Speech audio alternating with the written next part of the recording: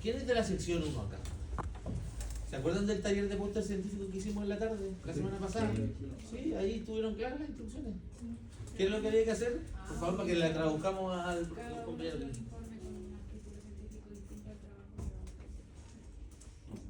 ¿De cuántos eran los grupos del póster científico? De 2 y 3, de 4, ya. Entonces la idea es que, ¿tú qué especie te tocó en peligro? Ya, escucharon el cachalote, entonces tienes que buscar, cada integrante del grupo tiene que buscar un artículo distinto del cachalote y enviarme un informe según lo que conversamos la semana pasada que está en plataforma.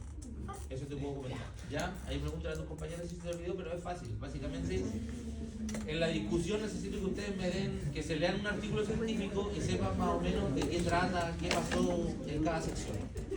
Es eso. Los de la sección 2 no se preocupen si estoy hablando en otro idioma porque todavía no tenemos el taller, lo tenemos hoy día. ¿Ya? Y ese taller, y ese taller del póster científico se entrega, perdón, yo era estar equivocado. Ahora entiendo, le pido las disculpas, he estado todo el día en la universidad haciendo clases. Este es taller artículo. Perdón, lo siento. ¿Ahí sí? Es que hay como que entregar el póster. Claro, está todo.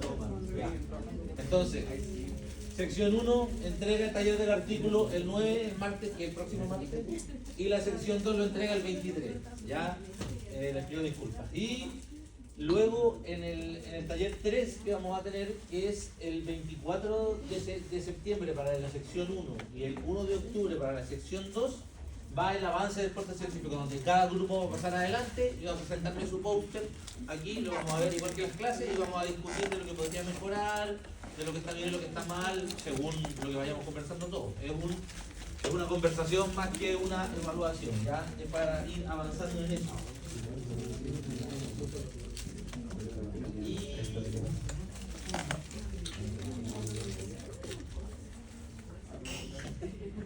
Porque después hay unos avances que tienen con la profe Angélica, pero yo quiero revisarlo igual con ustedes, para que vayamos viendo cómo va avanzando eso. ¿Cuál es los aguas? ¿Cuál es el El mío se ve un poco borroso.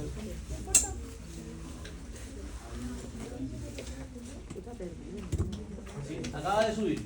Se van a demorar un poco en bajarlo porque ¿alguien alcanza ahí arriba para enfocar mejor o no? No creo, ¿cierto?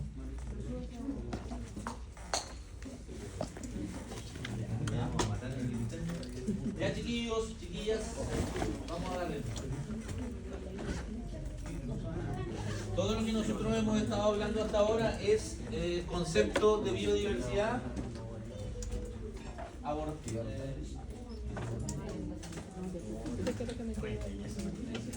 Concepto de biodiversidad desde las 4 aristas que tiene la biodiversidad. ¿Cuáles son las 4 componentes de la biodiversidad? Sí, ahí están las 4 funciones. Teniendo claro eso, la primera clase está lista. Eso es. Claramente vamos a profundizar más en cada uno, en la clase profundizamos más en cada uno. Eso está en las diapositivas y es lo que, no va a haber nada que vayamos a inventar que vaya a entrar en la prueba. ¿Ya? La calificación ya tiene fecha, la voy a colocar también para que estemos claros con eso y no me estén preguntando.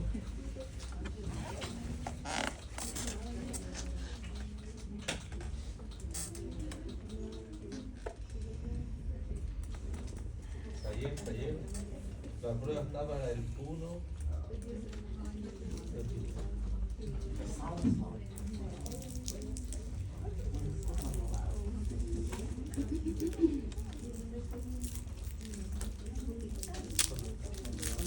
Donde básicamente la prueba va a entrar todo lo que estamos pasando conmigo. Ahora vamos a hacer una clase de metapoblaciones, después vamos a hablar de anfibios, en la próxima clase vamos a hablar de aves, en la siguiente de mamíferos, o al revés, y eso es lo que va a entrar en la prueba. ¿Ya? Eso.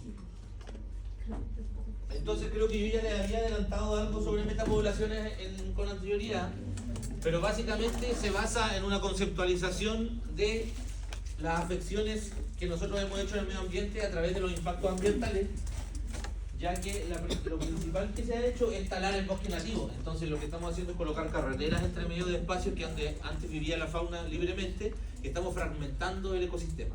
Ya hablamos anteriormente que si nosotros fragmentamos un ecosistema, estamos haciendo que poblaciones se aíslen en 2 lugares donde antes eran una gran población, están bajando sus números, por lo tanto está generándose proceso de endogamia, el ecosistema pierde funciones, pierde cobertura, baja la cantidad de especies, por lo tanto se debilita la biodiversidad en sus 4 componentes, o sea, completamente, ¿ya?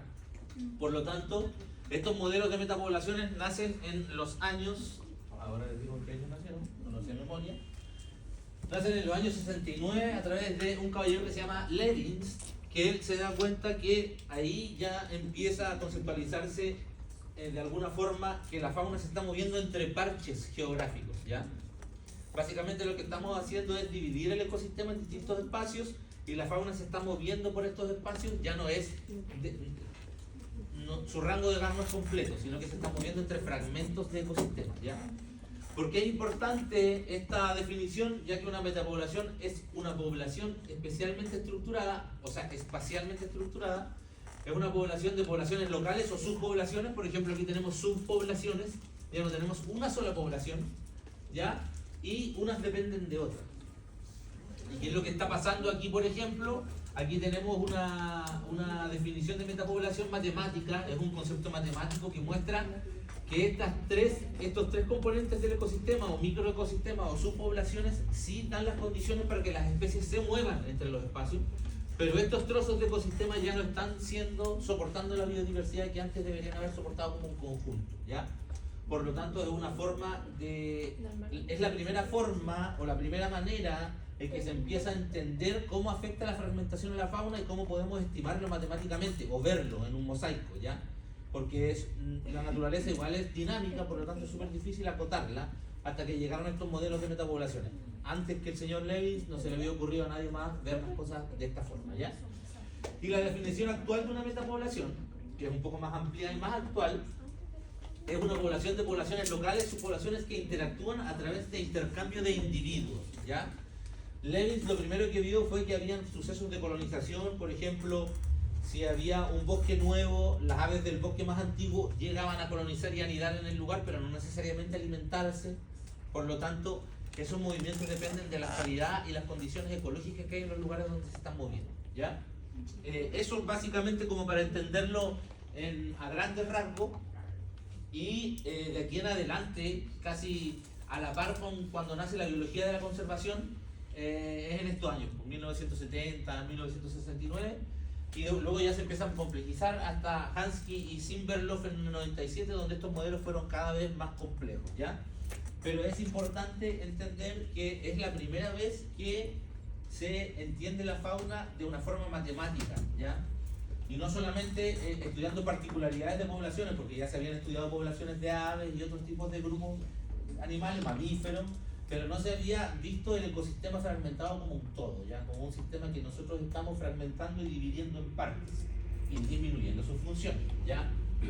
Entonces, es súper importante también entender que con esta mirada se abre lo que hablábamos la vez anterior del paisaje. ¿Se acuerdan que en la clase anterior vimos una fotografía y vimos dos paisajes distintos y podíamos entender que habían distintos ecosistemas y podíamos entender medianamente cuáles eran los procesos ecológicos que estaban sucediendo? Solamente con ver un paisaje, ¿ya? Eso no era posible matemáticamente, sino que era muy teórico, y con esta conceptualización comienza a volverse algo que ya se puede ser estudiado matemáticamente, ¿ya? Porque vamos a tener tasas de recambio de individuos, condiciones locales de extinción de especies, vamos a tener zonas que van a tener la reproducción y van a alimentar a las otras zonas de especies, entonces se empiezan a generar modelos matemáticos. Y aquí, por ejemplo, podemos ver un mosaico donde tenemos un corredor biológico que vendría siendo el bosque de ribera del río, que tiene unas particularidades. Luego tenemos las matrices laterales donde podríamos tener, por ejemplo, un cultivo, un parche de cultivo, un bosquete a la izquierda. Aquí podríamos tener un parche de junco donde vivirían aves de humedal, y podríamos tener un parche arbustivo donde vivirían paseriformes de pequeño tamaño o lagartijas, por ejemplo. Entonces, de cierta forma, nosotros ya sabemos, según las condiciones ecológicas del lugar, las características ecológicas, cuáles son los microecosistemas que están ocurriendo en cada uno de los lugares y cómo teóricamente y matemáticamente se deberían estar moviendo las especies, ¿ya? Entonces es importante, más que nada desde este punto de vista, para ver el funcionamiento desde una forma matemática del ecosistema. ¿Profe? Dígame. Una consulta. Sí. Entonces las reservas no estarían así como cumpliendo una función muy fundamental en el tema de la conservación, porque sigue siendo una zona fragmentada. Entonces... Sí y no. Sí, a ver, esto también tiene un tema de escala. Por ejemplo, si yo estoy mirando una reserva solamente en el borde de la reserva con un zoom de 10x, por ejemplo, y estoy mirando que al lado hay una pampa agrícola y hay ganadería, y cuando viene el puma le pegan un balazo y lo matan, claramente estoy hablando de una zona que es un sumidero, donde el parque no está cumpliendo su función porque no está logrando resguardar a la fauna. Pero si tú te subes con el zoom y te alejas y ves la reserva completa y el mosaico completo, hacia abajo ya no hay bosque. Entonces lo único que le va quedando a ese puma para vivir es la reserva y está cumpliendo su función a gran escala. Lo que pasa es que en los bordes la conservación no está bien definida. ¿Ya? Sí. Y ahí son donde se generan los cruces, donde por ejemplo, no sé si vieron la noticia hace unos meses que querían hacer un camino por acá, creo que le iban a matar una araucaria, ¿o no? Sí, fue como bien bullado nacionalmente, eran como, no quiero mentir, pero eran 50 hectáreas, 50 árboles, sí, ya, 96 árboles. Claramente eso era una fragmentación al ecosistema y estábamos dentro de un parque nacional. Entonces por eso generó tanto revuelo. Comentarles que eso sucede día a día, pero como no sale en la tele, sucede.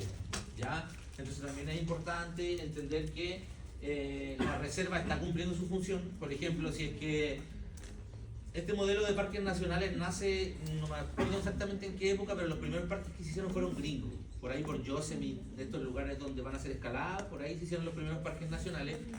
Y es la única forma que se ha tenido de resguardar la fauna en todo el cono de Sudamérica. O sea, los parques nacionales chilenos, tenemos una de las redes más grandes de parques nacionales de Latinoamérica, y si no existieran,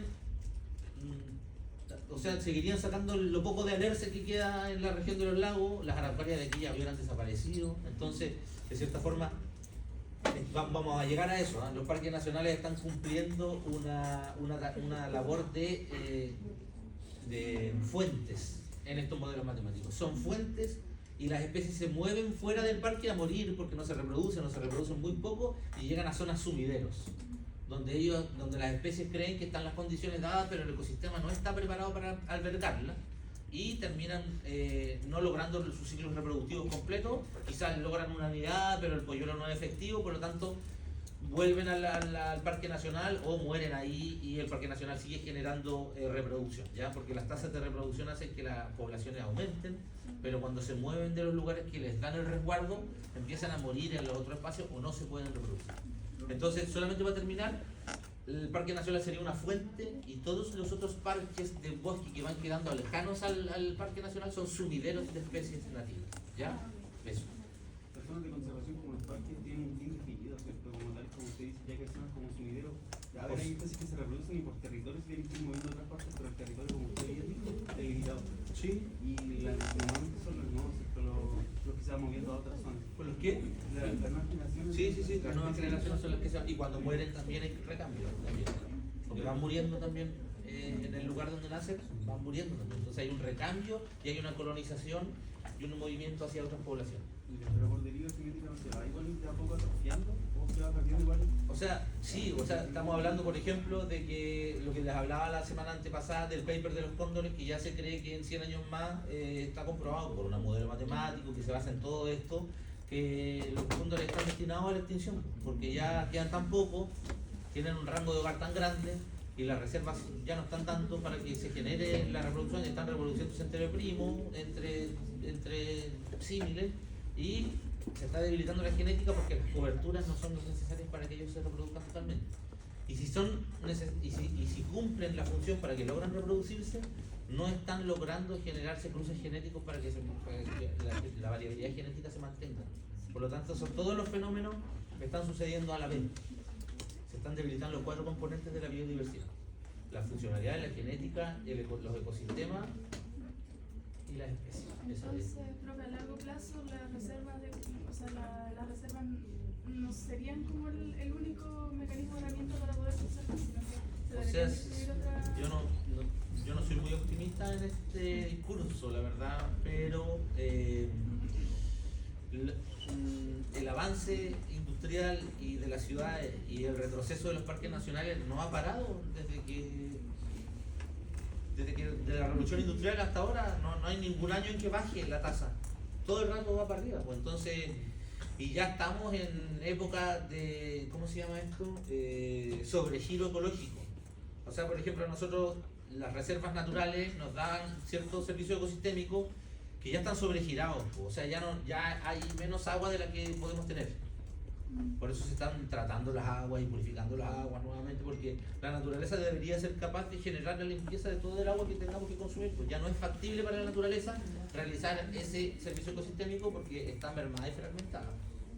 Entonces, si lo miramos a una escala histórica, no ha habido un retroceso. O sea, solamente vamos cada vez, quizás la tasa de destrucción va bajando, y cada vez la gente es más consciente. Por ejemplo, los ramos que tenemos ahora de conservación de la fauna silvestre no existían en las veterinarias de los años 80. Y los veterinarios no era algo de lo que no se hablaba, no era tema, ¿cachai? Entonces ahora esto está surgiendo, digo ahora los últimos 100 años, que igual es bastante, pero para tiempos ecológicos 100 años, imagínate que una araucaria tiene ¿cuántos? 5.000 años y tú lo talayas en una hora. Entonces estamos hablando de que las escalas también son importantes para entender los fenómenos, ¿ya?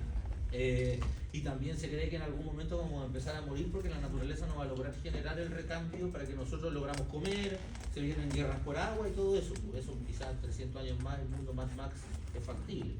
No, Mad Max es muy vieja la analogía, es como un mundo apocalíptico donde todos pelean por el agua y hay una película, etc. Pero la cosa es que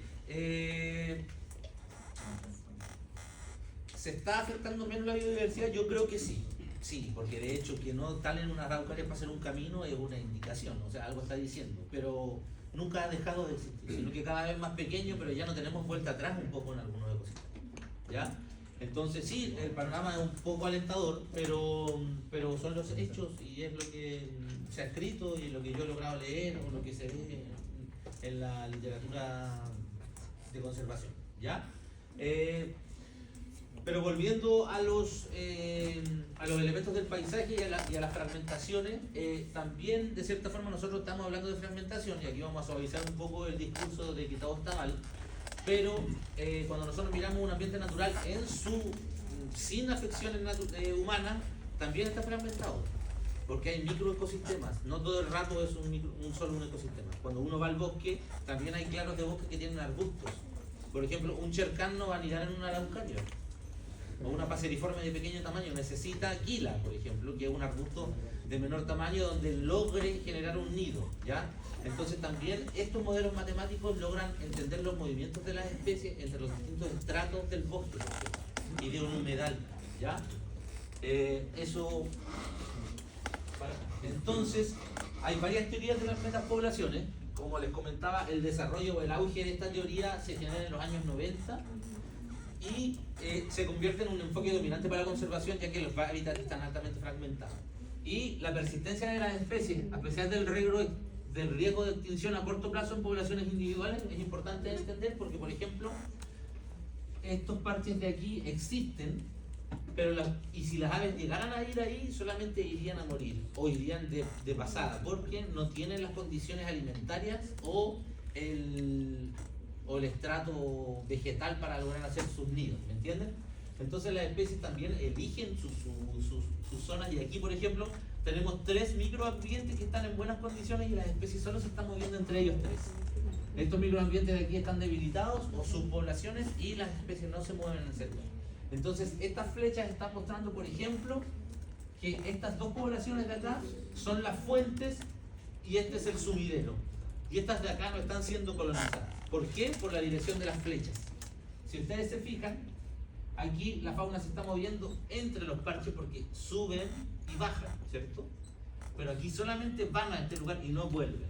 Por lo tanto, cuando van al lugar y no logran la reproducción completa, son sumideros, ¿ya? Son lugares que ecológicamente son aptas para que las aves lleguen, o los reptiles o los anfibios, generen su ciclo de vida, pero no logran reproducirse y no logran hacer un aumento poblacional. Generar una población viable para que generen nuevos individuos con nueva genética y se mezclen con los otros y se genere una sinergia y se aumenten las funciones, se aumente la genética y por ende se aumente la biodiversidad.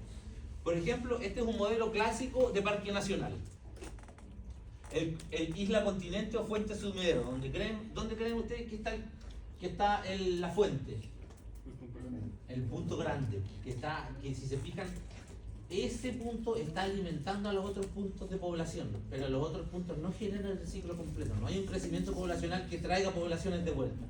Por eso se convierten en sumideros, ¿ya? Fuente, sumideros, ¿ya? Y estos son ecosistemas que no son viables, donde las especies ni siquiera van a colonizar, ¿ya? No quiere decir que no se muevan ahí, pero quiere decir que no son aptos. Llegan, vuelven y no utilizan el espacio. Luego tenemos un ecosistema parchado que vendría siendo uno de los mejores panoramas que podríamos tener para la conservación.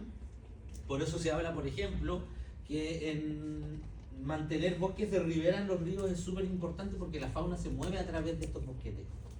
La fauna se mueve, por ejemplo, si ustedes van al río Tolten, donde hay un gran desarrollo industrial agrario, y ustedes ven bosquetes de orilla, ven que hay zorros en la cota baja, entonces ¿cómo llegaron si no hay bosque? Llegan por los bosquetes que están en los bordes de los ríos. Se mueven por ahí, ¿ya? Se andan moviendo por parches. Porque tú no vas a ver un zorro a las 12 del día caminando en una pampa. No, se andan moviendo por lugares donde nosotros no los vayamos a ver. Porque ya saben que existimos y se andan escondiendo básicamente, ¿ya?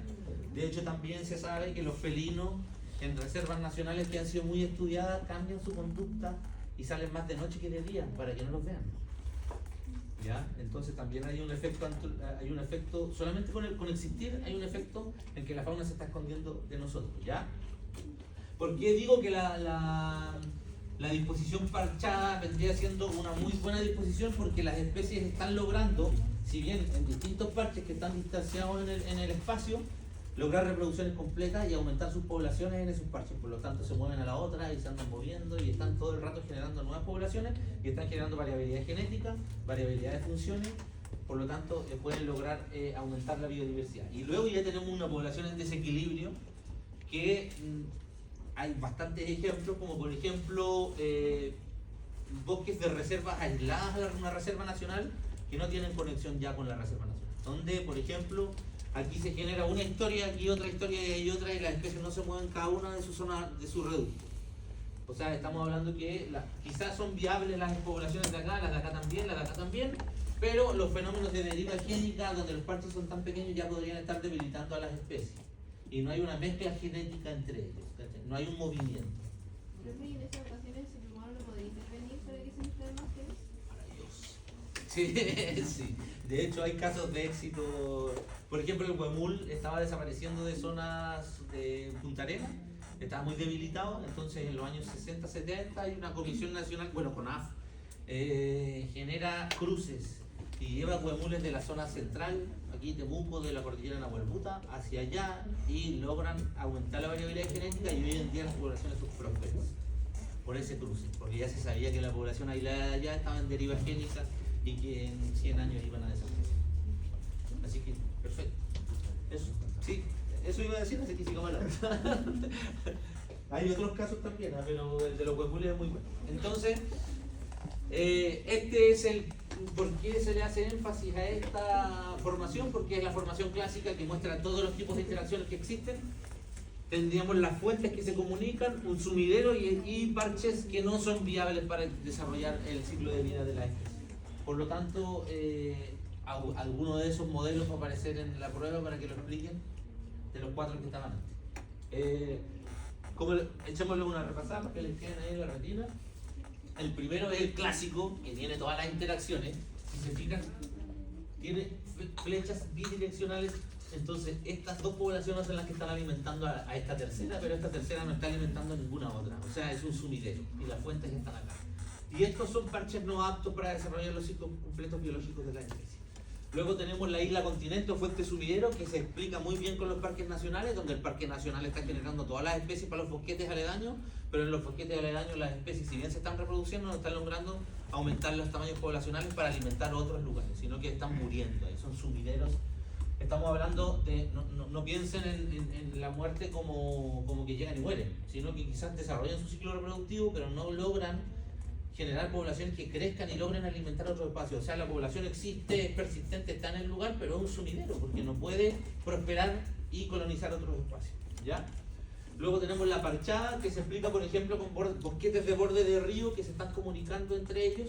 En tanto, las especies se están moviendo y todos los parches son aptos para generar aumentos poblacionales. Y si se fijan, esa flecha también está en doble sentido. Está media junta, pero están todas en doble sentido. Las especies se están moviendo entre todos los parches. Y luego tenemos el peor de los escenarios, que vendría siendo el desequilibrio, que podríamos ejemplificarlo en un bosque fragmentado o parches que están muy distantes que no permiten que las especies se muevan entre ellas. Este modelo es específicamente terrible para reptiles y anfibios, porque por ejemplo, vamos a ver ahora anfibios en la clase que viene y vamos a ver que los anfibios no tienen gran vagilidad. Vagilidad es el término que se utiliza para el movimiento de la fauna, y los anfibios pueden vivir acotados a un reducto de bosque pequeño y no se mueven, están ahí. Entonces si tú no los mueves a otro lugar, no se van a mover, y si vas partiendo del bosque cada vez tienen menos probabilidades de existir, ¿ya? Por eso están, el 30% de los anfibios de Chile están en alguna categoría de conservación, y son solo los que se conocen. La verdad, esto ya lo hablamos. Bueno, aquí solamente para tener los conceptos más claros. Fuente se define como poblaciones con crecimiento positivo, ¿ya? Que exportan excedentes de individuos a poblaciones adyacentes. Ahí está técnicamente explicado. De cierta forma, aquí la población logra ir a colonizar otros espacios, pero en estas de acá, en los sumideros, son las que tienen crecimiento negativo, que es sustancialmente una vía de inmigración. O sea, el espacio no es propio para que la población sea próspera y no colonizan otros espacios, ¿ya? Y profe, ¿cómo uno puede identificar un espacio así visualmente, un lugar que no es próspero? Como te digo, al ser modelos matemáticos, modelan el espacio y se hacen medidas, pero por ejemplo, ¿qué tendrías que saber tú para saber si un bosque está en condiciones? Primero hacer un catastro de especies, una línea base, saber en qué condiciones están las masas subterráneas del agua, cuál es la diversidad de plantas que hay en el lugar, conteos de aves, y de ahí anillamiento de aves para ver si, que, por ejemplo, en aves, solo en aves, se están reproduciendo año a año. Por ejemplo, lo que se hace, se instalan redes niebla, tú capturas a las aves y le colocas un anillo en el pie, en la pata, y ese anillo tiene el año en que se colocó, también se puede estimar la edad de las aves, según qué tan gastadas estén las primarias y las secundarias alas, que vendrían siendo la estructura de las alas de las aves. Entonces tú ya tienes registrada la edad del ave. Y luego, por ejemplo, si vienes el otro año y capturas solamente aves anilladas, claramente no hay un recambio, porque no lograron ser prósperos los juveniles. Entonces, si tú el otro año vas y capturas de nuevo y capturas pocas anilladas, pero vienen nuevas, quiere decir que la población está prosperando, porque si tú no lo lograste anillar, son una nueva camada o una nueva bandada que viene este año, y entonces tú lo anillas de nuevo con el año, y así vas estudiando cómo vendría a ser. Y luego, si es que en una reserva cercana, que es un parche distante, tú ves aves anilladas en el parche anterior, estás viendo que hay colonización de las especies de un parche en el otro, ¿ya? Entonces es lo mismo que se hace con las aves playeras, por ejemplo, para ver, hay redes hemisféricas de personas que están atentos a los sitios hotspot de aves playeras y están todos los veranos sacándole fotos a las patas de las aves. Eso hacen básicamente. Y reportan, si es que encuentran un anillo, reportan la fotografía, y hay códigos estandarizados, mundiales. Por eso de repente tú dices, ¿por qué un pájaro tiene tantos anillos? ¿Para qué tanto? Claramente porque tenés que saber el país, el humedal, la fecha y en qué época reproductiva lo encontraron. Entonces cuando alguien le saca una foto nuevamente en otro espacio, tú dices, ese chorro fue anillado en Chiloé, en Cucao, el año 2016, estamos en 2022 y está en la Antártida anidando y tiene 3 polluelos.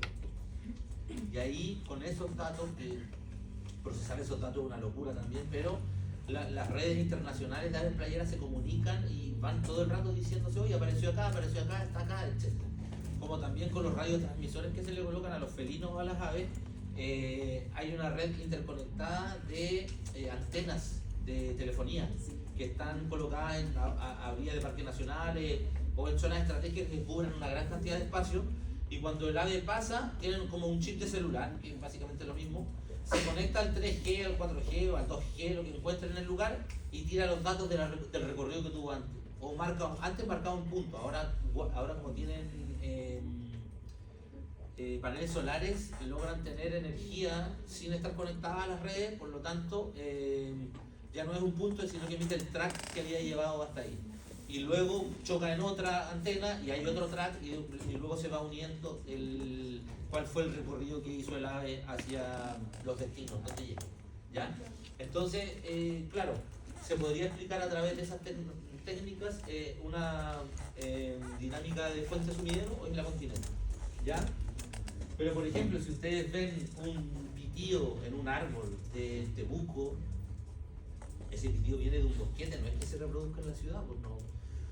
Puede haber algún caso, pero es muy aislado. No es que las poblaciones vengan a reproducirse a los bosques remanentes que quedan en la ciudad, sino que vienen o del Parque Nacional o de sitios aledaños que todavía están en buenas condiciones y vienen a visitar estos espacios, ¿ya? Bueno, la Pachá, esto es súper importante también, como les comentaba, que no es una metapoblación del todo, vendría siendo una gran fuente, ¿ya? Son distintas poblaciones que tienen esta comunicación, pero al final, si uno lo mira globalmente, es una gran fuente, es como un parque nacional segmentado en espacio. Está cumpliendo las mismas funciones, pero tiene otra disposición, ¿ya? Y luego el desequilibrio, que es el mayor problema de la conservación. Las poblaciones están aisladas y la inmigración entre poblaciones no existe. O sea, las especies se están solamente aislando. O sea, una población de huemules del norte, del sur y del centro, y como ya las cordilleras no tienen comunicación, porque no se mueven las especies entre los espacios, y por lo tanto se está generando deriva génica en cada uno de los puntos. Están bajando las funciones y está bajando la biodiversidad. Entonces, en conclusión, son un conjunto de poblaciones discretas o pequeñas separadas en el espacio y vinculadas por un cierto grado de migración. Es importante entender que el fenómeno de migración es el que alimenta a las otras poblaciones o los otros parches, y desde un punto de vista genético la migración involucra no solamente el movimiento de los individuos, sino la incorporación de sus genes a la nueva población, ¿ya? Por ejemplo, hubo un ejemplo muy nada que ver, pero hubieron muchos años en que no se sabía cómo se generaba la variabilidad genética de los humanos en los polos, en el Ártico, porque las poblaciones son nómadas y andan en grupos pequeños, 8 personas, 15 personas máximo, con sus lobos, por ejemplo, y sus pieles, y andan con rucas que se mueven entre los espacios. No se llaman rucas, pero para que se entienda. ¿Qué era lo que hacían cuando se encontraban en esta inmensidad? Una de las formas en que se presentaban el respeto entre tribus era entregarse hombres y mujeres entre ellos para que se haga cruzamiento genético entre las especies. Entonces, claramente no se generaba este tema de la deriva génica y no estaban básicamente reproduciéndose entre familiares, sino que se generaba el cruce de la genética ahí, en esos espacios. Cuando se encontraban hacían, no sé, una especie de comida conjunta y luego se generaba el cruce genético entre las poblaciones, ¿ya? Para entenderlo, es básicamente lo mismo que pasa ahí, ¿ya? Entonces es súper importante, ya cuando entendemos el fenómeno de las migraciones y las metapoblaciones, entender que estábamos hablando de cuáles son las condiciones óptimas para que la especie desarrolle su ciclo de vida reproductivo completo. Entonces ahí entra un fenómeno crucial que se llama selección del hábitat, ¿ya? ¿Por qué es importante entender el concepto de selección de hábitat? Porque, por ejemplo, si nosotros hacemos un hoyo en el campo que se llena de agua, van a llegar patos al lugar, porque los patos vuelan, ven un espejo de agua y bajan. Van a llegar ahí, pero no van a tener alimento, y al rato se van a tener que ir, van a estar unos días ahí. Se ven muchos patos en pozos de áridos que todavía no tienen condiciones de humedad y bajan, están ahí las poblaciones y no pueden reproducirse porque no hay arbustos en las orillas, pero están ahí descansando, ¿ya? Entonces, eso vendría siendo claramente un sumidero para esa especie que, a través de una selección de hábitat mal hecha, llega a un lugar que no es propicio para generar su reproducción. ¿Ven? Entonces,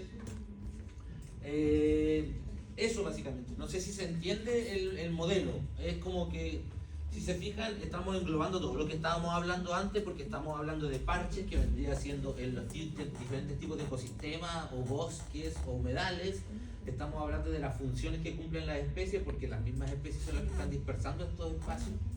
O sea, por ejemplo, el monito del monte es uno de los mayores encargados de expandir el bosque.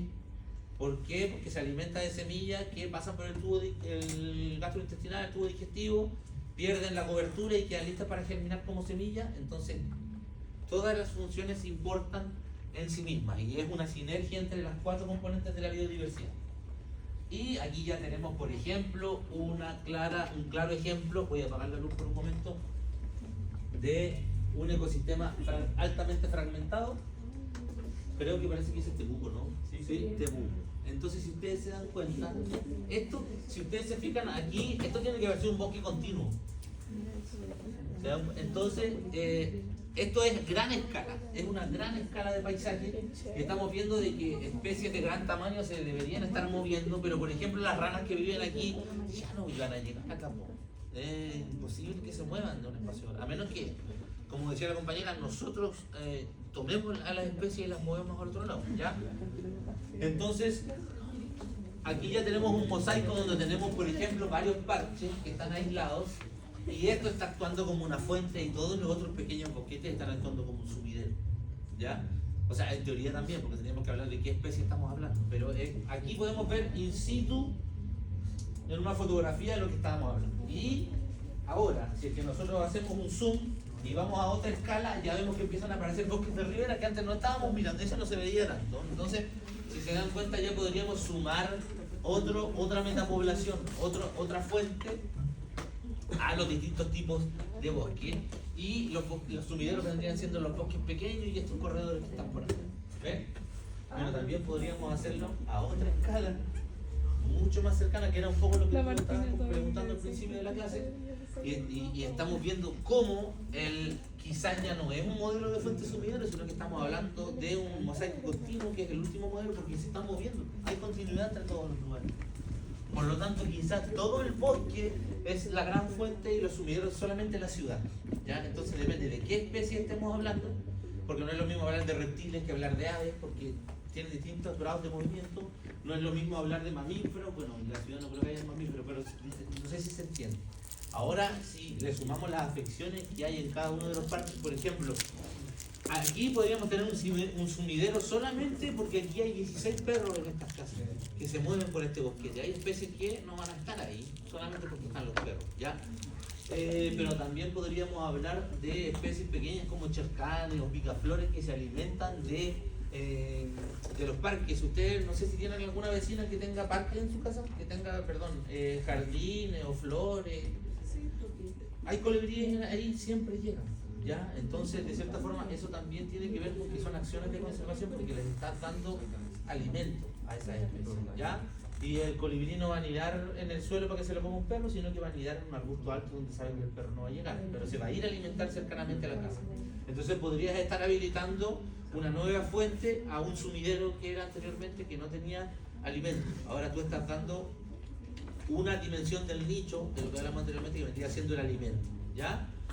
Entonces, si bien los modelos matemáticos explican los fenómenos y es fácil, es bueno para entender cómo funciona, es súper difícil aplicarlo a la realidad también. Es complejo, depende de la especie de la que estemos hablando, de la movilidad de la especie, del tipo de especie, de las condiciones del hábitat, como por ejemplo en la gestión de los perros en una reserva o en una ciudad. Y parece que anduvimos bien. A ver. Y 15 minutos y volvemos a la otra clase de anfibios.